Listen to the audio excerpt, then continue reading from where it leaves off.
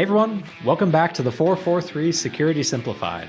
I'm your host, Mark the Liberty, and joining me today is... Corey CyberMark Trust approved, not Griner. Did you get the label of approval, or did you just get shipped from China? I said I'm approved. See okay. This label? Ignore the fact that it's peeling off a little. It says approved. As Corey's hinting at, on today's episode, we will be discussing the FCC's latest or new proposal for a U.S. cyber trust mark for IoT devices. Before that, though, we'll cover the newest DARPA-led initiative in cybersecurity, and then end with some pretty dang cool research into machine learning and the machine learning development pipeline. With that, let's go ahead and train our way in. That's weird, whatever.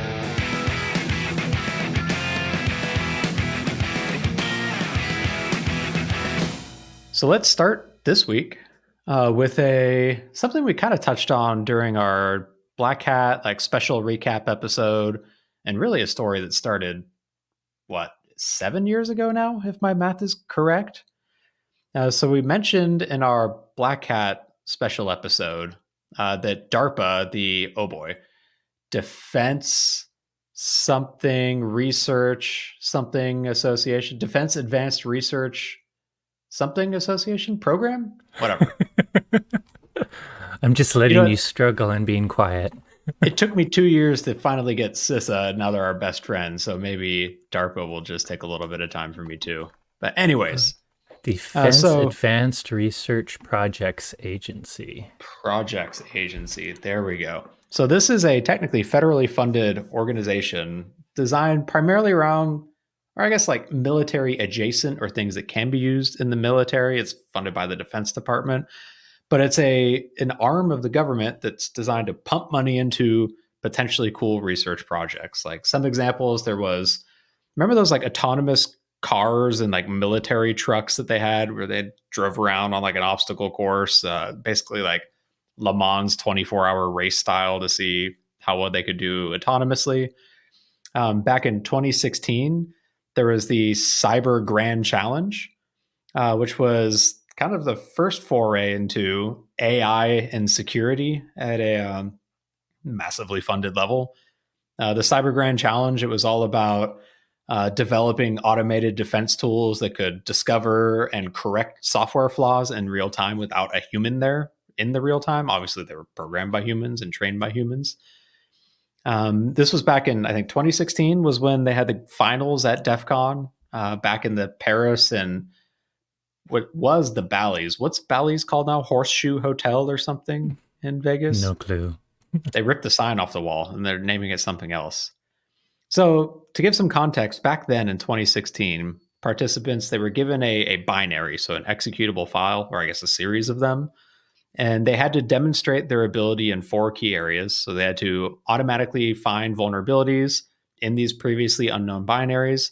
They had to automatically patch the binaries without sacrificing performance. They had to automatically develop exploits to attack other participants' binaries. And while doing all this, they had to implement an actual security strategy. They had a finite amount of computing resources, and they had to balance this resource assignment between going after competitors, seeing what competitors are doing for patching and responding to that, and also evaluating how well their own actions work towards getting a final score in here.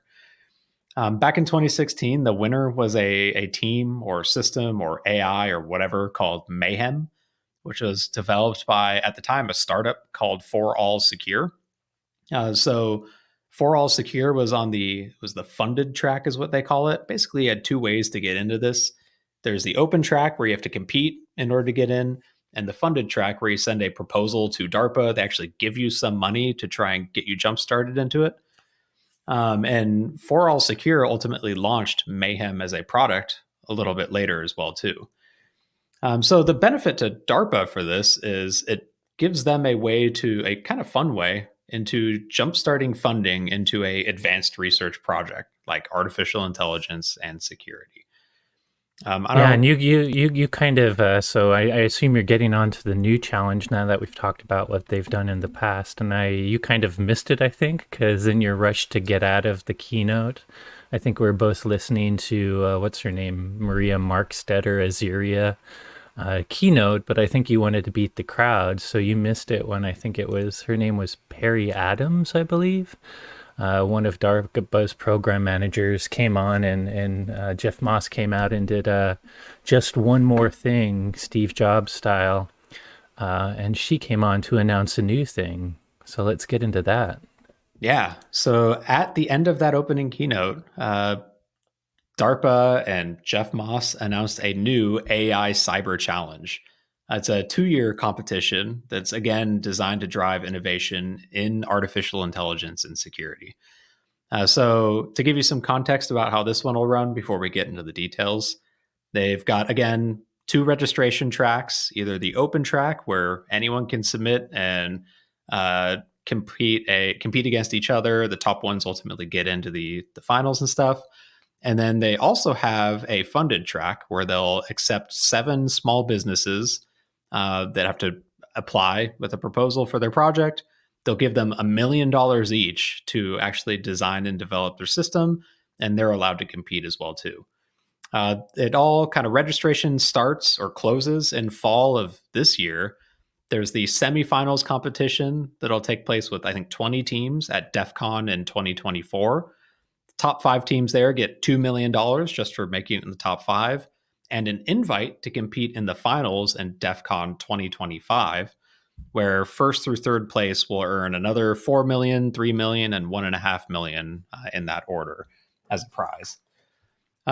So it's kind of similar to the previous Cyber Grand Challenge, but it has a few differences. That previous one, if you remember, they were given a actually compiled executable or a series of them they had to protect. In this one, they're given access to source code. And so they're given a collection of what's called challenge projects modeled off of real world open source projects where they have to find vulnerabilities and secure them with the goal of creating this cyber reasoning system that can find and fix these flaws without any human assistance. They'll be given the source code and a special build environment that they interact with through APIs. So instead of them, actually running a build environment, compiling software, they'll have like a special API created for basically doing the same stuff. It'll encompass basically every modern programming language: C, C++, Java, Rust, Go, JavaScript, TypeScript, Python, Ruby, and PHP. They also said that it'll encompass the 25 classes of software weaknesses from MITRE's top 25 most dangerous software weaknesses report, and that 50% of all the flaws will be memory corruption related flaws specifically. So this is cool. Like, it's been, like we said, 7 years since the last one finished. And 7 years ago, I think you and I were both in the room when it closed, I think, at the end of DEF CON that year. And it was cool. Like, I mean, we were in the audience participating, so all we saw was a big server up on the stage with blinky lights that honestly looked cool. But the concept itself was still super interesting, like AI hacking and defending AI. And just think of how much our industry in the world now has evolved with artificial intelligence and machine learning in just the last 7 years. Like, this is going to be pretty dang cool. This will probably be the future. And I would love to automate finding vulnerabilities to fix them faster. So it's a good thing, although hopefully the machines won't start to find new classes of vulnerabilities that go deeper and deeper and have us fixing all kinds of things. But I would rather find and fix them quickly than not know about them at all. Agreed entirely. And I'm honestly, I'm looking forward to the tools that come out of this. Like, the whole point of this is to develop new technologies. We already saw the winner from and very open source focused. I think the government realizes that the whole 80% of big things have open source. Most projects have it, yet we all know the fact that it's maintained usually. I mean, there's Apache group who has nice resources, but there's a lot of open source that string shoe budget, single volunteers, and yet it's responsible for one little module that's part of critical infrastructure. So I think for open source, this is a asymmetric way to scale vulnerabilities when you don't really, everyone talks about the beauty of open source is anyone can audit it, but the reality is very few people do. So it's going to be good to have. it feels like this type of technology, and I'm sure like obviously DARPA is funding it. I'm sure there's private organizations right now working it out on their own. Like Oh, GitHub for sure. Copilot already has, like GitHub with Copilot has some source code adjacent artificial intelligence. And it feels like GitHub, GitLab, the likes like that are a great place for this type of technology to plug into also. Like these central repositories where we keep all of our open source code would be a great spot to have an AI powered tool to try and find some of these flaws without needing humans to go dig through everything. Because, I mean, the reality is, like you just said, open source is a very tough problem to solve because no one wants to go spend money when they don't have to. When you can benefit from the tools like that without having to pay for it, like other than being a good net citizen, what's the point of funding some of these? So I think this is cool. I'm looking forward to DEF CON 2024 now, even more so than I was, to go see some more blinky lights and server racks and read white papers on what exactly they did. And man, even more so for 2025, where the gloves are going to come off and they'll hopefully be a pretty exciting challenge around it too. So moving on to the second story. This is a super exciting one coming from the world of government regulation. So You this, kid, but I think it ties to predictions we made. It feels like ages ago, maybe 3 or 4 years ago, but something that should happen. And we've seen, speaking of DEF CON, we've seen Black Hat DEF CON talks that recommend what we're about to talk about yep. for ease for consumers to figure things out. So the story starts in the middle of July of this year, where the FCC announced a proposed voluntary cybersecurity labeling program for Internet of Things technology, which they're calling the U.S. Cyber Trust Mark. So the goal of the program, it's something that like the federal government and like folks in the industry have been saying, hey, we need something like this, and the FCC is finally taking the reins on running it. The goal is to enable consumers to quickly at a glance for like a product that they're buying, know which devices meet acceptable security standards set by NIST in this case, kind of similar to that Energy Star program for appliance energy efficiency. So, if you go to Home Depot or Best Buy right now, there's that big yellow sticker on almost every appliance saying this is how much energy it'll take, a good measure of its efficiency. That's a voluntary program, but the reality is almost all appliance manufacturers participate in it because it's kind of the expectation right now for consumers.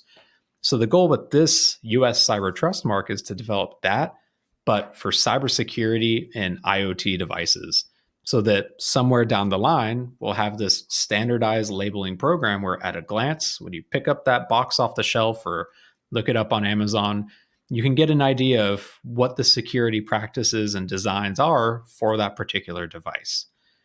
So back in July, they trademarked a logo, which Corey, have you seen this logo yet? Nope, It's I have not. basically it's I like a little read shield with some funky squares inside of it that kind of look like they're getting sucked into a black hole. maybe it's no Um, script. I read the whole article. I need to update that website with scripts running. Was the logo actually in it? this was actually I've in their not seen it. July press release, so I had to go I digging see. for it. It's a pretty basic logo, but it's kind of cool. But the point of trademarking this logo is that, with a trademark, you cannot use another organization's trademark without their permission. So the Yeah, FCC, as the steward of this trademark, will verify or work with other organizations to verify that the product meets whatever the requirements are, and then allow them to slap that logo on it. that's And in good. theory, It's this like at least diet stops. companies in some words, right, Mark? Where, people might use words on their products to make it seem like they have a healthy diet product, but then the Yep. FCC or FDA in this case got smart and tried to have certain requirements around certain words. So At trademarking least, that logo makes sure people can't cheat the system by posting a slightly altered one saying they got an A or that they're it approved. certainly doesn't stop the garbage from China making its way into the system with this logo just put on because trademarks don't exist. But it does, at Oh least yeah, within the United States, anything that's going to be legally sold in our country and probably in our partners' countries as well too, adds some credibility to when this logo gets slapped onto a box. So back in July, in their announcement, they gave this timeline. where they said they were had just submitted a draft for a notice of proposed rulemaking, or a NPRM, to the FCC board itself, which once they approved it, they'd then release it publicly for comment, but the goal of ultimately getting this program up and running by the end of 2024. So the story continues where last week the FCC just released that public notice of proposed rulemaking for public comment. It's a 48-page document with about all of the excitement as you would expect as a published document from the FCC.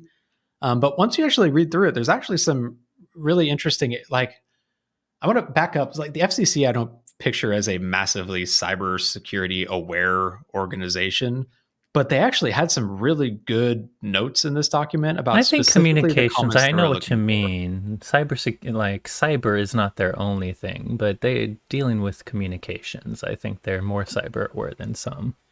So they bucketed it into like 5 main categories that they're seeking public comment on, 5 main key areas.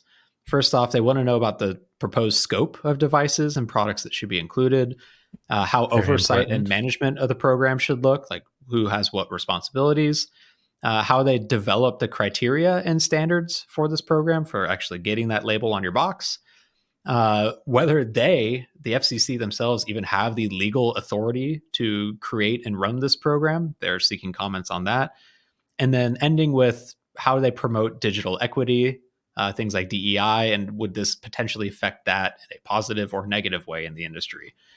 So we won't go through the entire 48 pages, but there's a few things I wanted to point out. And I think the first big one is their proposed scope and some comments around that one.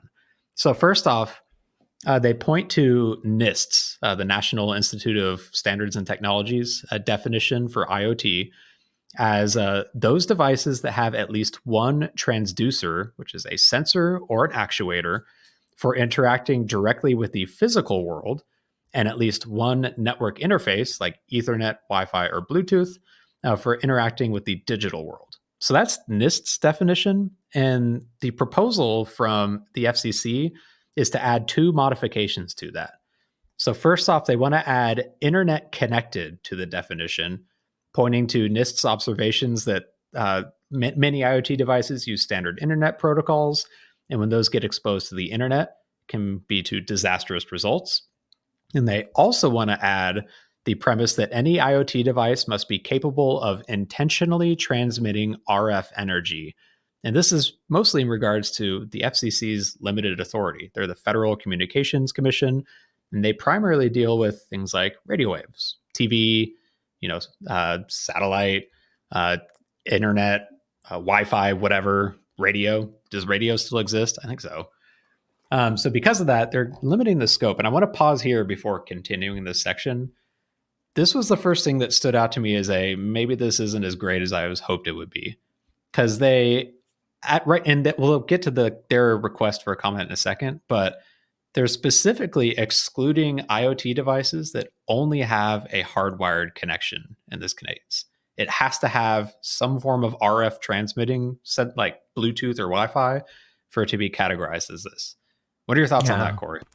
I like when they added internet connected, because the NIST definition to me, one, they wanted at least one transducer or sensor that interacted with the physical world. And that makes me think OT, operational technology, things you have like a thermostat, a fish tank temperature, you know what I mean? Why does it have to have a sensor that directly interacts with the physical world? Would a camera classify as that then too? It's a sensor that interacts with the possibly, physical world? But still, to me, IoT is any internet connected device that doesn't look like a computer. And the one I'm getting to is, frankly, network equipment that you buy all the time, firewalls, access points. That's IoT to me. Some people, I guess the technologists know that it's a computer, but it's just something that only has wired. And that's why I'm getting to the next thing. I like that they changed it to internet connected, but it has to transmit RF energy. That means it has to have wireless of some sort. So does that mean a rack-mounted internet device or even a tabletop internet device without Wi-Fi does not qualify as IoT? I do admit most consumer IoT is Wi-Fi nowadays. The whole point of it is toys and things that don't exist in a LAN closet, but exist somewhere in the house. So 99.9% of the time they have Wi-Fi or Bluetooth. But I think it leaves out a bunch of, pretty critical types of network gear that are more LAN closet type IoT devices. But maybe that's not the point of IoT. Maybe my definition of IoT is not exactly right. And so I've got and maybe I'm reading too much into the like exact wording of this, but when I see internet connected, I think internet exposed, or at least it has some interaction with an internet service, not necessarily exposed to the internet, but calls home to a cloud service. What about local only IoT? Like some systems like that exist. Should that fall under this if it doesn't I interact with the think if cloud it service? technically can go to the internet, whether or not you do it or not, makes it internet connected. Like if it speaks TCP/IP and you can mess up a configuration and it can have a simple outgoing connection, not even an incoming connection to the internet, to me it qualifies as IoT. So would network connected instead of internet connected be a more appropriate label for that then? Are you? No, because I think it's internet. Like, what device are you talking about that doesn't actually connect to the internet? I mean, I can imagine a device that you would give only a private IP and you wouldn't tell it your gateway. But even my NAS can get. Well, what device doesn't actually that has an IP and is intended to work only on your local network? I'm looking around my room, and I think my watch, as an example, only communicates with my phone. And would you consider that IoT since it's network connected It's and a can communicate wearable. over the Bluetooth stack? And my watch Yeah. doesn't only interact with my phone, it can connect to my Wi-Fi network and go directly out without my phone. So I'm not sure if that's true. Yeah. It certainly Anyway, does Bluetooth and other things to the phone to communicate to it, but I guarantee you that my watch can download and listen to podcasts with my phone off. I'm thinking back to some of my IoT research days and the bin of network connected crap I bought. And there were a few that they did not call home to a cloud service. So, like some cameras that you could only be accessed from the local network that did not have a cloud service at all. And in those scenarios, it is network connected in that you have to be on the same subnet. So, thinking to my IoT research days, I've got a box full of network connected crap. As And an don't you have example, like there's the egg cart? You have an so egg that's cart one that just where that one in this case would be considered IoT because it connects over Wi-Fi to a cloud service that my app from the grocery store I can see how many eggs are in the carton. I'd never set that up because that is absolutely ridiculous. But there's a few cameras I got where they're network connected. You connect them to Wi-Fi, but they are only accessible from the local subnet. So you have to be on the same Wi-Fi. Open up your app. It I don't know uses broadcast or multicast to find it, but they don't interface directly with the cloud. But they do and at yeah, least sit on the you Wi-Fi couldn't network. accidentally port forward everything to those private IPs and connect them You to the could, but internet would you call regardless. that internet connected or network Yes, connected? they have an IP and an idiot user can connect it to a gateway that gets to the internet. I think the whole point of IoT is once you give it a TCP IP connection, it's up to you to make sure it's not internet connected if you don't want it to be. If it can be internet connected, then it's an IoT device, even if the device isn't specifically using the internet for its capabilities. But I Okay. even think, I mean, you probably agree with this, even that one device that doesn't call home. I respect whoever makes that camera, Mark. A camera that only works locally and is set up to do that, that is far and few between in this give me all your information, everything has to call home to China, including your solar panels that don't need it age. This was, if I'm remembering right, one of the cheapest ones, and I think it was they probably just couldn't even afford to spin up a cloud service for it. So that was Lesson learned, probably go more with close. really cheap crap IoT and maybe it will be secure by It was accident. literally, I think it just exposed RTSP to the local network. The app would just port scan for anything that has RTSP open and then connect to it. Anyways, but so they propose that as the scope. They go on to have a few very specific questions in the doc saying these are what we are looking for comments on. Like first off, they want to know, does it unduly limit devices that should be eligible for participation, this particular scope?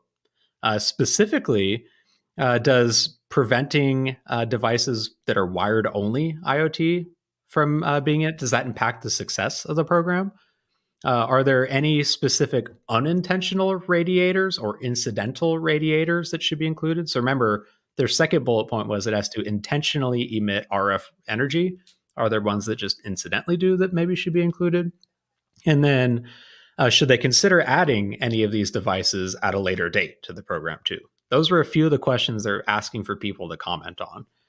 And so I can argue about internet connected versus network connected, but I do think there is a not significant, but there is a at least not insignificant blind spot by not having wired only devices. Like you said, though, the majority of devices we see these days are wireless, but it feels unnecessary to claw that out, even though I understand why they have to, because the FCC generally doesn't have jurisdiction over wired network traffic, well, like they do for anything that emits RF radiation. They also noted they want to know if the scope should include like the full IoT product. So should it just be the physical device itself, or should it include the cloud services that back it as well? Like as an example, picture a camera that calls home to a cloud service for hosting video snips along the way. Should the this IoT cyber trust mark thing only be for the security practices around the physical camera, or should they take into consideration the cloud services behind it also? What are your thoughts on that, Corey? Probably the cloud services. I mean, they're trying to tell the consumer whether or not it's secure. I mean, technically, you could have a grade saying this particular device is okay. But honestly, if it's connecting to the cloud service, that's really part of your security. Your information will be up there. So probably cloud services too. Did you have thoughts? I agree. I think so, because I mean, even for my own old research, a lot of the vulnerabilities were in the cloud application and not necessarily the hardware itself, too. And if your cloud application allows anyone to view anyone's camera feed that uses the service, that's a pretty serious flaw that I think consumers should know about, or at least practices around protecting that type of flaw. And they don't talk about it. It really isn't just about the device, but the company. I do think they need to simplify this like Energy Star, because we're talking normal consumers just looking at something and getting an at-glance idea of security.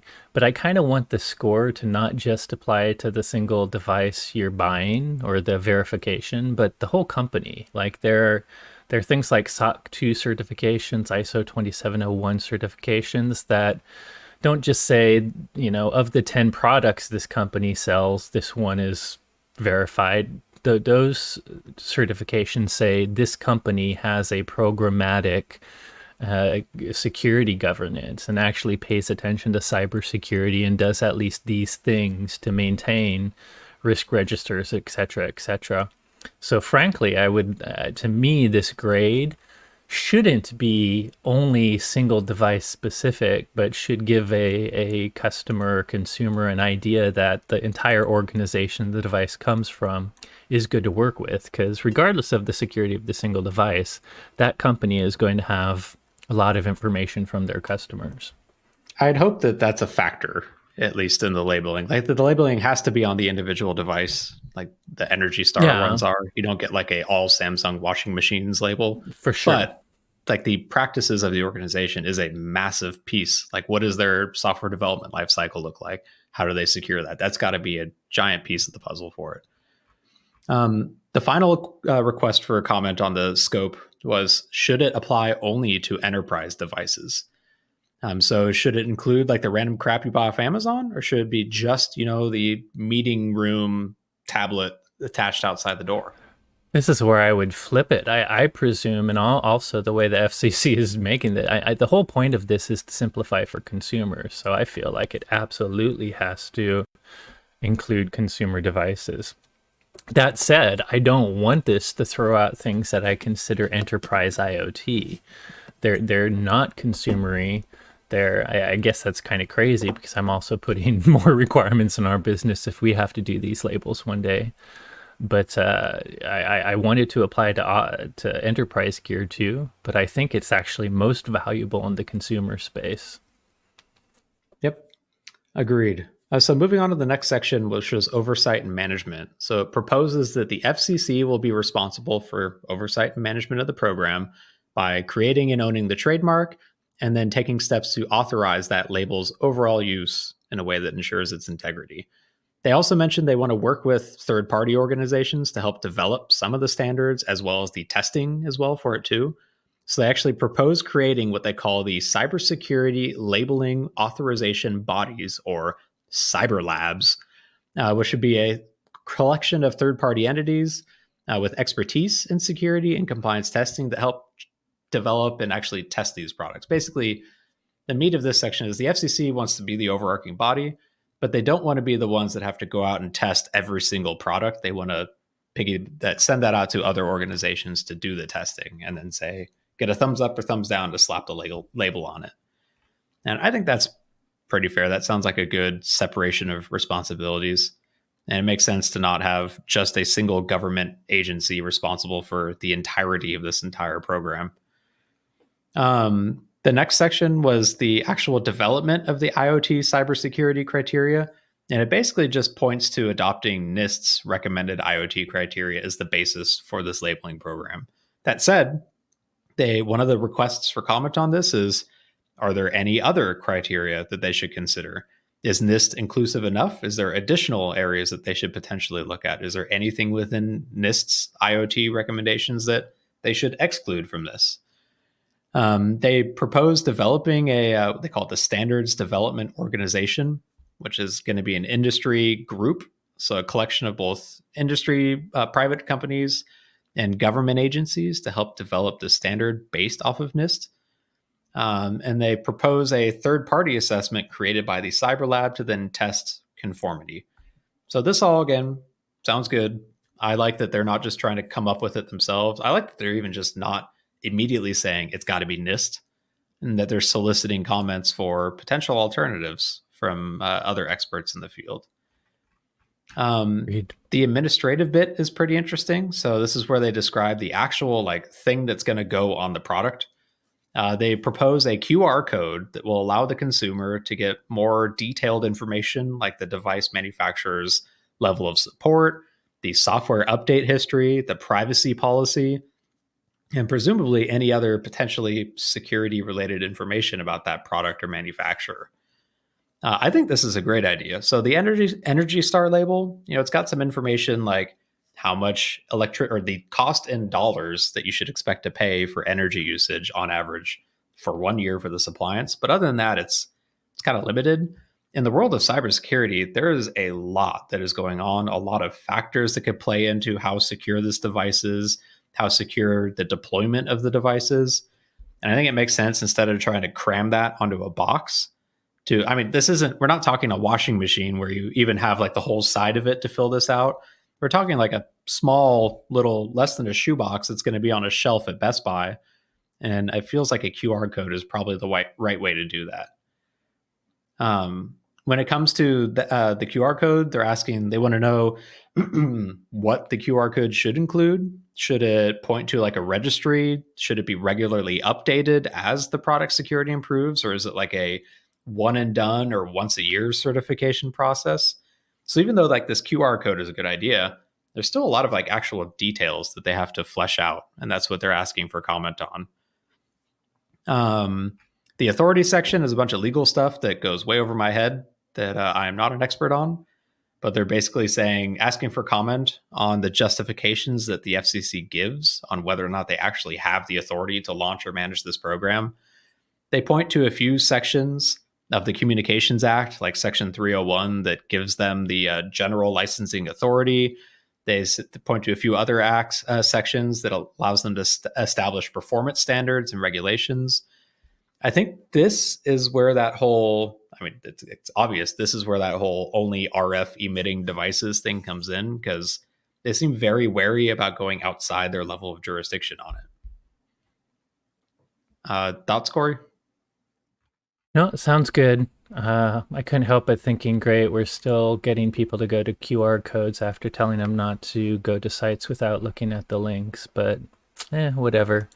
I also think that for this to be helpful for consumers, it's nice to always have a website that has an update of the latest details, but I think the certification itself needs to stand alone and have enough information for the buyer to know right away. I think probably 1% will actually follow the QR code and get the details. Yep. In the But it final all paragraph, sounds good. I love that they're doing they're pushing this forward, and obviously, anytime they request comment means they're not trying to just force this down our throats on their own. They're trying to get you, everyone out there listening, other companies making IoT devices, to share feedback so they do it right. the final paragraph was all about digital equity. So they point to the FCC's mission about ensuring diversity, equity, and inclusion in everything they do. So just asking for a blanket comment of, will this proposal prohibit or inhibit, promote or inhibit advances in any of those if it were to be enacted? And I like that. Like, my gut says probably not in any way, but I like that they're at least like considering that and putting that in this official request or for comment on these proposed standards. So this is the very start of the journey, actually maybe a little bit past the very start of the journey, but it is wide open for comment from anyone. Even you listening right now can go give your 2 cents to the FCC and potentially shape how this labeling program will work. I'm probably going to shoot an email with a few of my tidbits as well to them, see how that works. But man, maybe by the end of next year, we will have a, what the heck do they call it? US cyber trust mark starting to get slapped on products all over the country. So the last story I want to highlight was actually, it came from a talk that was given at DEF CON that I missed because it was in the AI Village. So if you're not familiar with DEF CON, they've got like 4 main tracks where they do like formal presentations in like a giant conference hall. But then they also have dozens of these topic specific villages, or what they call them. Like there's a biohacking village where you can learn about biohacking. You can get a RFID chip implanted in your skin there if you want. There's the car hacking village where there's a Tesla you can go try and hack in, satellite hacking, RF hacking, so on and so forth. One of them, and a pretty popular one this year, was the AI village, which, as you might suspect, is all about artificial intelligence in security. So the talk that was given was called You Sound Confused. Anyways, thanks for the jewels. And after giving the talk, the individual, which I'll get his name in a second, published a blog post titled "Discussions on Model Confusion: Weaponizing ML Models," and it's Adrian Wood, specifically, by the way. thank you, specifically about the researchers looking into abusing the machine learning pipeline, so the development pipeline, to compromise some targets' supply chain.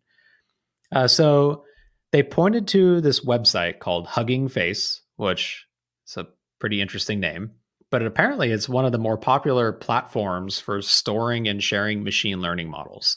That's kind of like a like Python package index or Ruby gems or npm for Node or for JavaScript, where as a developer, I can also kind of like Git, where as a developer, I can build and generate this model, push it up to store it on this central repository. I can then, for my other projects, go and retrieve this model to implant it into them. It's also, I can open source it so other organizations and developers can take my trained model and use it in their program.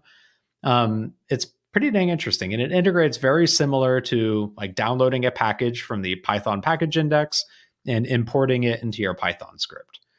Now, this researcher, he explained the typical machine learning engineer's workflow, which is pretty similar to a software developer. He says first they face a problem, like they're trying to code something, they're trying to solve some issue with ML, and they may not know the actual solution for it. They'll search for a suitable package or model on Hugging Face. They will briefly look at the model card, which is like the description and summary of the model, explaining its features and reliability, things like that. And then they will download and integrate the model into their project. And there's not a lot of easy tools or not a lot of appropriate time in order to do any deeper research into that specific model before plugging in and testing to see if it works locally on your machine. And the reasons they wanted to target machine learning environments is, first off, they typically have a high level of access. It's typically has access to sensitive data like build environment variables, other data that you're trying to feed and train the model with, so on and so forth. It's got direct proximity to sensitive assets. You can typically drop straight into or at least adjacent to the crown jewels for an organization in their build environment. It points to stealth, so there's low detection probability. There's not a lot of like code scanning products right now for scanning machine learning models. They're effectively just bytecode that's interpreted by a machine learning script like in Python or R or something. There's limited defensive tooling, so there's lack of tools that can identify issues, unlike traditional software package indexes. These days, you've got things like Sneak and a few other products that you can scan a traditional code repository to look for vulnerabilities or potentially malicious code. That doesn't exist for machine learning models. He's pointed to the first mover advantage. This attack vector is relatively uncharted territory. He's probably the first person really heavily looking into this. And then at the end of the day, it enables code execution. Like environments are designed to execute code with these machine learning models. So when you just like think of it on that front, this seems like a pretty obvious research area that you could potentially get a lot of good findings in. So the first thing he pointed to, and I like this quote from his blog post, was it's open season for namespaces right now within the service. So a lot of organizations that you would think have some form of artificial intelligence or machine learning work going on behind the hood, they don't have an account set up on Hugging Face. Like Google does, OpenAI does, but Netflix does not, as an example. By the way, I think that's all part of first, like, this is new. I mean, the software development lifecycle for traditional code is very mature, very well developed, very well known, which is why we might have more defense, more code scanning, blah, blah, blah. How many listeners knew Hugging Face, which, by the way, I don't think started as a repository for models. It started as a way, like a chatbot, I think. And the billionaire or the dude that made it and thinks it's worth $2 billion started changing it. But I bet you a lot of companies don't even realize that model repository exists or are just learning it now or recently. So it kind of makes sense that even huge organizations like a Netflix or a, I don't know, Walmart, whoever, may not have reserved their namespace on Hugging Face yet or any other model repository for ML. Yeah. So he was hoping to like register some account names related to big brands like Netflix and use them as a watering hole attack. So he'd post up his malicious model or whatever in there, and people would say, oh, that's from Netflix, and then download it and execute it. He actually found a funny trend, though. So he registered some organizations to try and lend that credibility.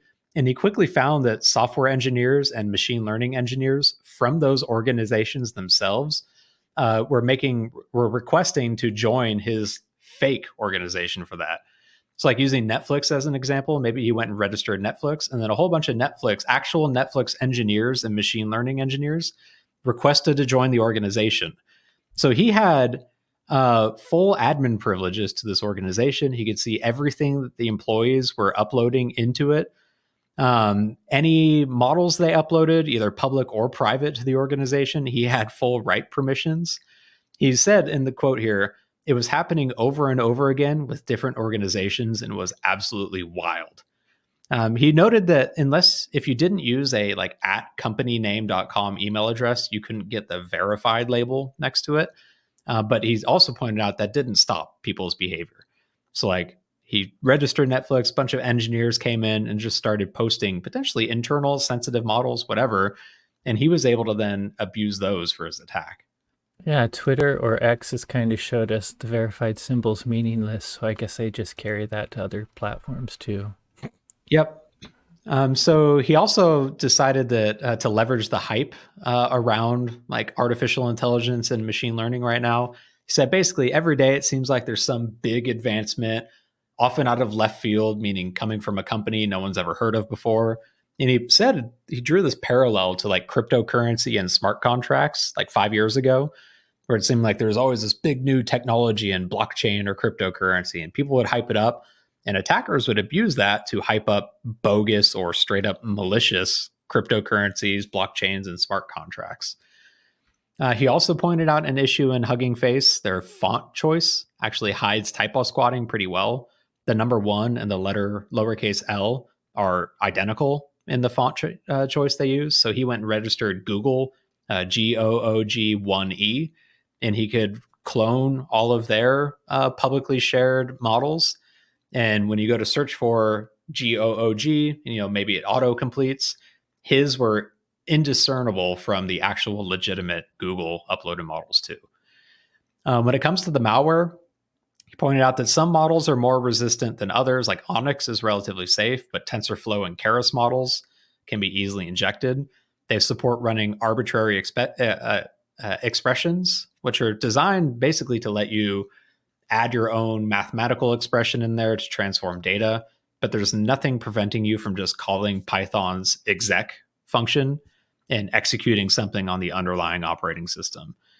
So in his example, he created it's called a Lambda function. So it's an anonymous function within Python that contained a call to exec where he would pipe in actual malicious code.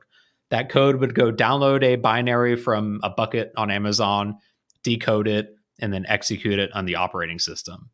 So when you build this model, it compiles everything as bytecode, which then gets run in the machine learning program on other people's workstations. And he found another interesting bit from this, where when you go to run the machine learning model, the malicious code ends up executing during both the training and the inference phases of it, which in his example, it was creating a remote access shell on this host.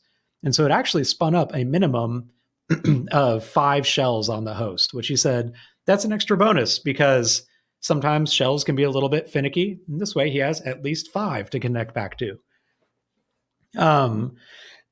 Excuse me. So he also added some logic to limit the impact. So only execute in specific environments, either to evade detection or to limit it within a bug bounty scope.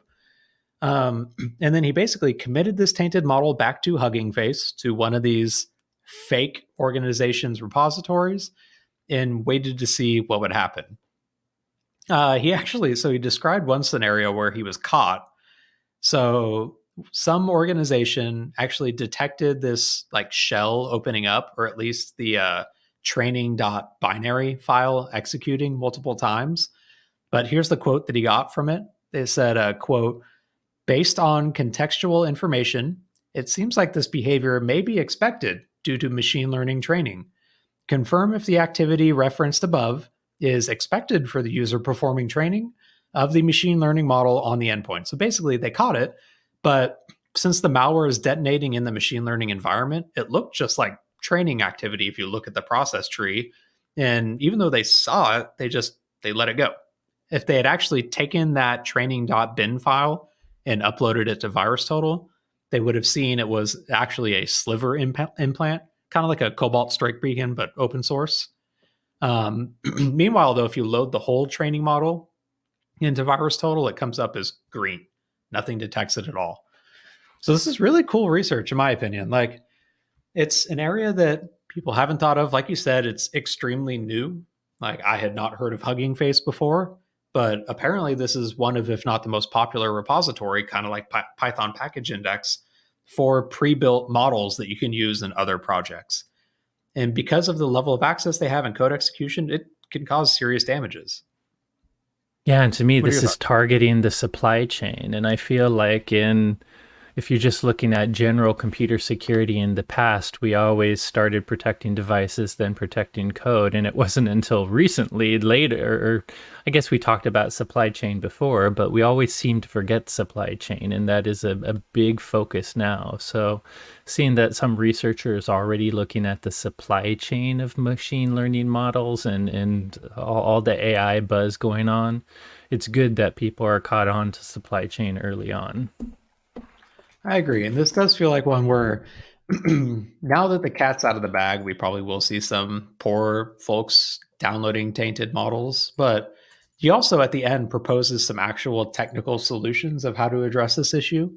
So he wrote a Python script that can extract basically all of the artifacts all out of the bytecode. And then you can analyze those to look for malicious code. He also proposed like having some of these tools built into the repository as well too, like we have for Git and Python package index and all the like. But the reality is like this is a brand new area that is rapidly evolving, and now is the time to come up with some of these solutions before it becomes even more widely used. So overall, this was pretty dang cool research. I wish I had gone to his talk because even just reading the blog post, I was sitting there like, man, this is absolutely nuts. I would have loved to see the crowd's reaction when he pointed out that all of these engineers started joining his fake company and then uploading their social models engineering. It's awesome. Pretty easy on socialish development networks. We all fall for it at some point if we're overly online social. No, it was really good. I recommend at the very least checking out the blog post. The cool thing about DEF CON is a lot of the mainline talks will end up free on YouTube, but the problem is the village talks are I think they were all recorded too, or at least the major ones that's were, cool. so this one should be on there.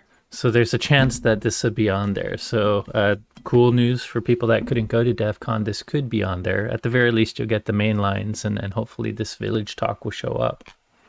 Exactly.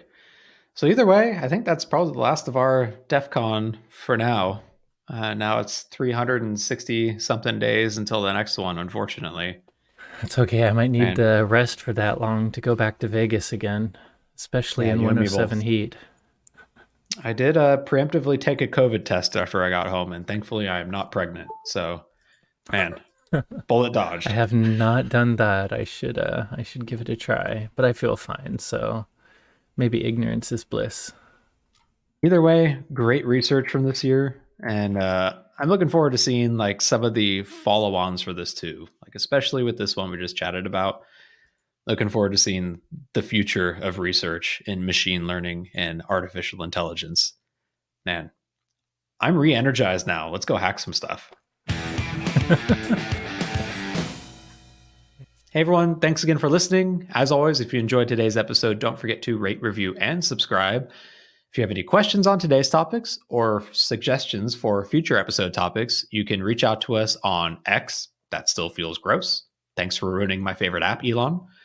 I'm at XORRO_. Corey is at SecAdept, and the both of us are at #the443podcast. Thanks again for listening, and you will hear from us next week.